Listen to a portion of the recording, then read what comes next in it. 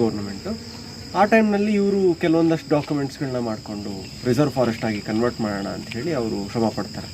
ತುಂಬ ಹೊಡೆದಾಡಿ reserve forest ಅಂತ ಹೇಳಿ 1907 ಘೋಷಣೆ ಆಗುತ್ತೆ. ಗೆಜೆಟರ್ನಲ್ಲಿ ಕೂಡ ಎಂಟ್ರಿ ಆಗುತ್ತೆ. ಅದೊಂದು ಸೌಂಡ್ ಕೇಳಿಸ್ತಾ ಅದು ಡಿಸ್ಟ್ರೆಸ್ ಕಾಲ್ಸ್.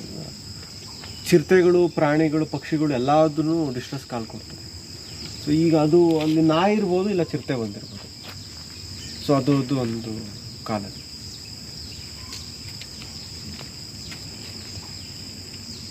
ಇರ್ಬೋದು. ಏನೋ ಥ್ರೆಟ್ ಇದ್ದರೆ ಆ ಥರ ಯೂಶಲಿ ಕೊಡುತ್ತದೆ. ನಾವು ಈ ಪಾಯಿಂಟಲ್ಲಿ ಬರ್ತಿದ್ವಿ. ಸೊ ಆ ಟೈಮ್ನಲ್ಲಿ ಅದು ಕನ್ವರ್ಟ್ ಆಗುತ್ತೆ ರಿಸರ್ವ್ ಫಾರೆಸ್ಟ್ ಅಂತ ಹೇಳಿ ಗೆಜೆಟರ್ನಲ್ಲಿ ಕೂಡ ಬರುತ್ತೆ. ಸೊ ಅವಾಗಿಂದ ಇಲ್ಲಿ ಕನ್ಸರ್ವೇಷನ್ ಆ್ಯಕ್ಟಿವಿಟೀಸ್ ಶುರುವಾಗುತ್ತೆ. ಅದಕ್ಕಿಂತ ಮುಂಚೆ ದರ್ ಇಸ್ ನೋ ಕನ್ಸರ್ವೇಷನ್.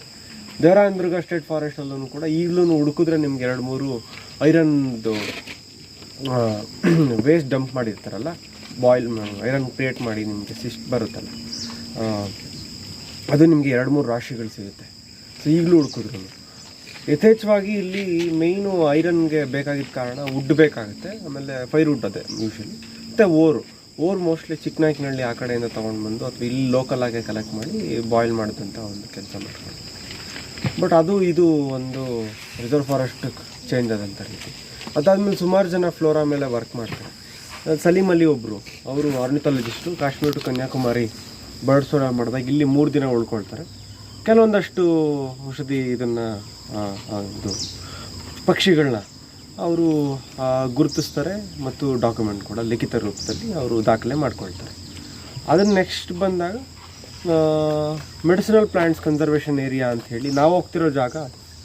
ಈಗ ಇಲ್ಲಿಂದ ಈ ಬೆಟ್ಟದಿಂದ ಪಶ್ಚಿಮ ಭಾಗಕ್ಕೆ 100 ಎಕರೆನ ಮೆಡಿಸಿನಲ್ ಪ್ಲ್ಯಾಂಟ್ಸ್ ಕನ್ಸರ್ವೇಷನ್ ಏರಿಯಾ, ಅಂದರೆ ಇಡೀ ದೇವರಾಯನದುರ್ಗದಲ್ಲಿ ಸರ್ವೆ ಮಾಡಿ ಅತಿ ಹೆಚ್ಚು ಔಷಧಿ ಸಸ್ಯಗಳು ಎಲ್ಲಿದೆ ಅನ್ನೋದನ್ನು ಗುರುತಿಸ್ಬೇಕಾಗ್ತದೆ. ಸೊ ಆ ಒಂದು ಇದೇ ಜಾಗನ ಗುರುತಿಸ್ತಾರೆ. ಇದು 100 ಎಕರೆ ಜಾಗ. ಇಲ್ಲಿ 210 ಔಷಧಿ ಗಿಡಮೂಲಿಕೆಗಳನ್ನ ದಾಖಲಿಸ್ತಾರೆ. ಸೊ ಅಷ್ಟೇ ಇರೋದು ಅಂತ ಹೇಳಿ ಅವರು ದಾಖಲೆನಲ್ಲಿ ಇಲ್ಲ, ಅದಕ್ಕಿಂತ ಹೆಚ್ಚಾಗೂ ಇರ್ಬೋದು ಅಂತ ಹೇಳಿ ದಾಖಲೆ ಆಗ್ತದೆ.